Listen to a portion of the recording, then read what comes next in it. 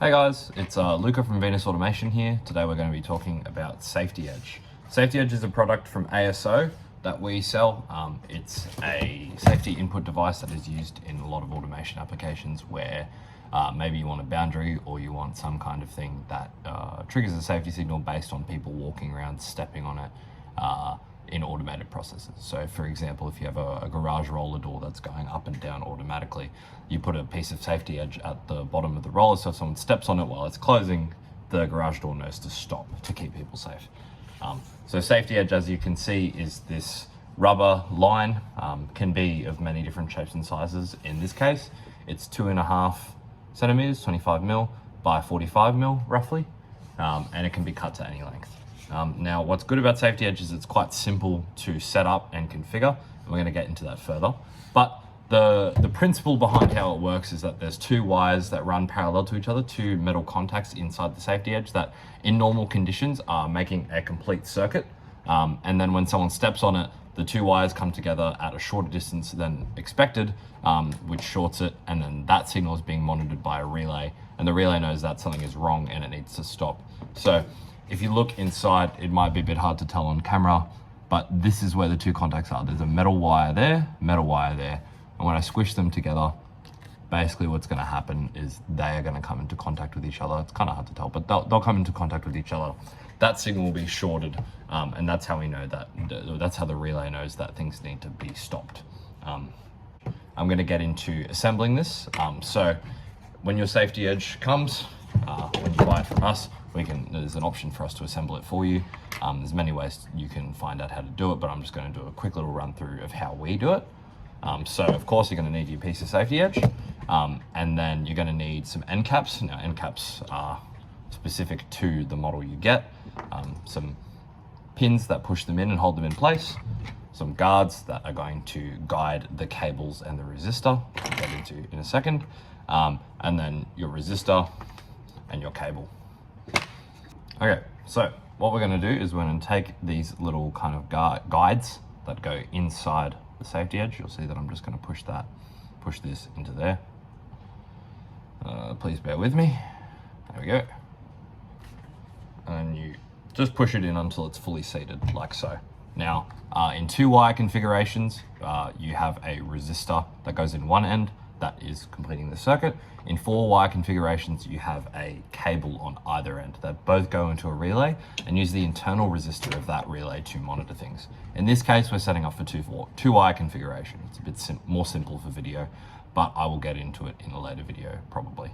So with this resistor, it's got an adhesive kind of cap on it. The adhesive is being protected by the cap. You remove it and you expose the two pins. I'm not sure how well you can see it, but there's two pins that are going to poke into the metal that I showed you earlier. So we're just going to guide that in, push it in until it's fully seated again, and there you go. That's one end of your safety edge done. Next thing you need is an end cap with the barbs and pins like this.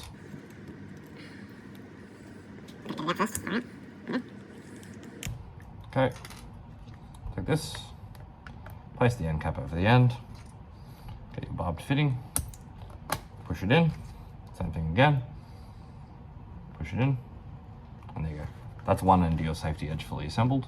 Now we're ready to do the same thing, but with the cable on the other end.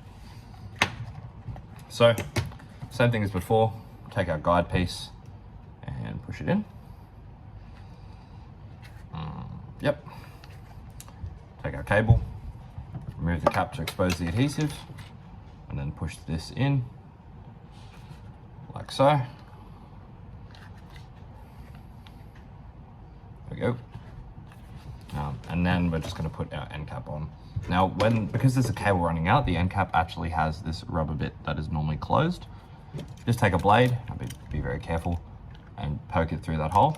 That way, the cable can pass through nicely, while the end cap can still sit flush.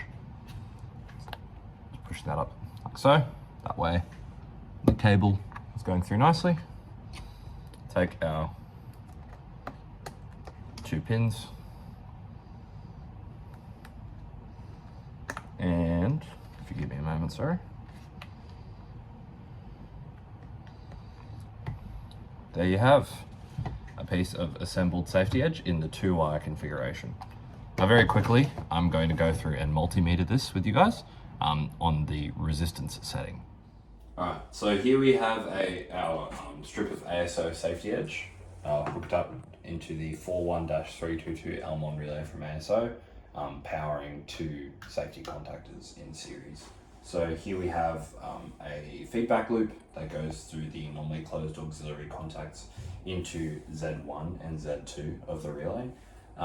This relay specifically can be powered by either 24 volts DC or 240 volts AC. If you're doing 24 volts like we are with this power supply, you plug it into B1 and B2 of the relay. If you were doing 240 volts, you go into A1 and A2. So the 2 wires that come out of a 2-wire configuration safety edge go into X1 and X2 of the relay. If you were doing 4-wire, I believe they'd go into X3 and X4 as well.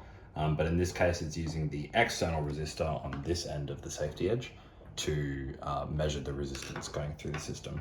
We currently have it set up for manual reset, so it's just relying on this switch here. So we're just going to do a test fire. This is done by actuating the safety edge like so. As you can see, our contactors have open, and we've also got some blinking lights being accompanied on the safety relay. We're going to go through and reset it, like so, and then it's ready to do it all over again. And that's pretty good demonstration of how safety edge works.